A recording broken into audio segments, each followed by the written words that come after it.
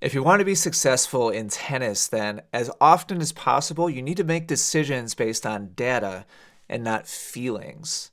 Let me tell you exactly what I mean by that. Quick example from a clinic that I did just recently, a doubles clinic, but I'm going to give you a singles example of this as well. It's just this applies to everybody. Uh, and I'm not going to get into the weeds of like the tactics or strategy, element of it. But I had this student in a doubles strategy clinic that loved going for angle winners. And we spent like the whole first day talking about how the middle is the most important part of the court to cover. And so we need to optimize our movement and our positioning for covering the middle. And that means that frequently we're going to leave the angle open. And this one student was like, "Well, I'm good at that shot. I love that shot. I go for it all the time, and I make it all the time." And throughout the day, we did 6 hours of training together on day one. I was recording, as always, everything. We were sitting down, looking at examples. We're working on our coverage and our positioning. And I just started pointing out how many times and when the student would go for the shot, even though like the whole point of everything we were working on was that's a low percentage shot. You're not going to make it very frequently. And so we're not going to worry about covering it. And by the way, you also shouldn't aim for it very often because it leaves a lot of movement and a lot of running for you and your partner. There's like a big checklist of downsides when you go for that fancy, shot. Now, emotionally, it's very satisfying when you do make it and you feel like a good tennis player, you feel like an accomplished tennis player, and everybody says, "Oh wow, like that was like super impressive." But throughout the 6 hours of coaching, I just started just subtly at first, just pointing out, "Oh, look, and student X tried it again. And oh, look, it went wide. And oh, look, student X tried it and made it. But oh, look, it threw her partner under the bus. Oh, look, tried it again and came back and bit her in the butt." And just like over and over and over and over again. And then finally, like eventually, she made one, and it was like a winner, and it looked really impressive and like fancy. But because we had some data after hours and hours and hours of her trying it, we could see that the trade-off was not even close to being worth it. And by the way, this was when the players on the other side of the court were leaving the angle open, like on purpose because of the movement training that we were doing. And so not only is it a shot that this player really enjoys and likes and tries often, but we were leaving it exposed on purpose. And the balance, the trade-off was not even close. She was making maybe one or two and then either throwing her team under the bus or making an error, I don't know, like 7 or 8 or 9 times for those one or two times that she was winning. And by the end of day one, it was like the whole group like would just laugh, together when she would try it again. It wouldn't work again.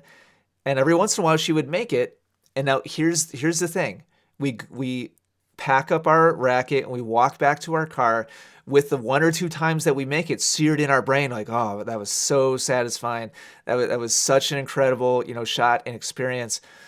But if you're objective about it and you look at the data, and this is just one, very specific narrow example of one very specific narrow player, but I'm telling you, just based on my decades of experience coaching this, that those stats and the probabilities of it working out are just as bad for everybody. Doesn't mean it can't work, but statistically, it's not going to work out in the long run.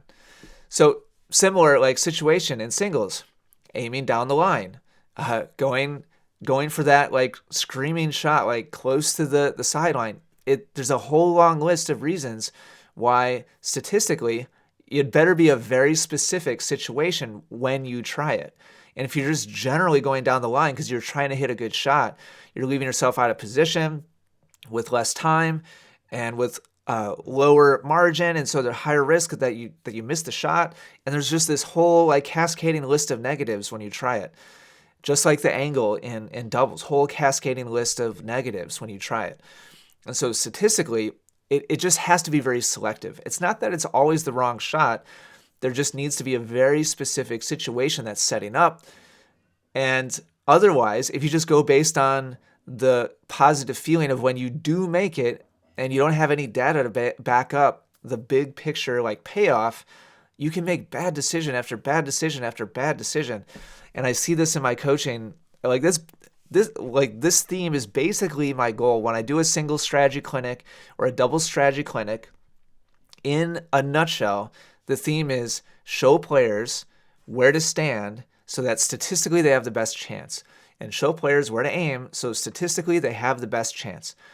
And it's frequently the opposite. In fact, it's usually the opposite of what the habit is of most players. And so I have to like very objectively, this is why video is so powerful, show, look, this shot you in the foot. Look, this threw your team under the bus.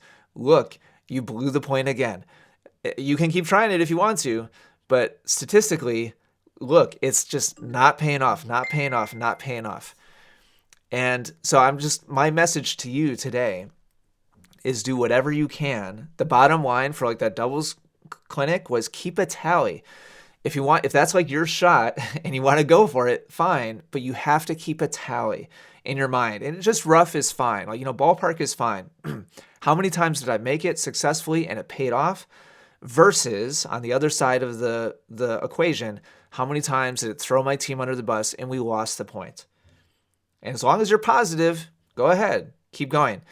But if you're just going based on how exciting and how thrilling and how satisfying it is when you make it, and there's no real data in your head about the odds or the stats of like when it's working and how often it's working, you're making winning harder for yourself. You're making winning harder for your team if you don't keep track of what's actually happening out there.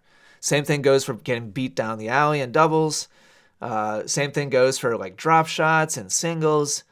There's like a big list we could make of high risk, high reward shots in tennis, both singles and doubles.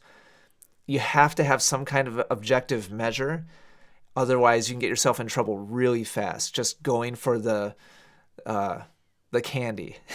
Just going for like the short term, high of like, oh yeah, I made it. But in the long run, struggling to win, especially against players or teams that you should really be beating.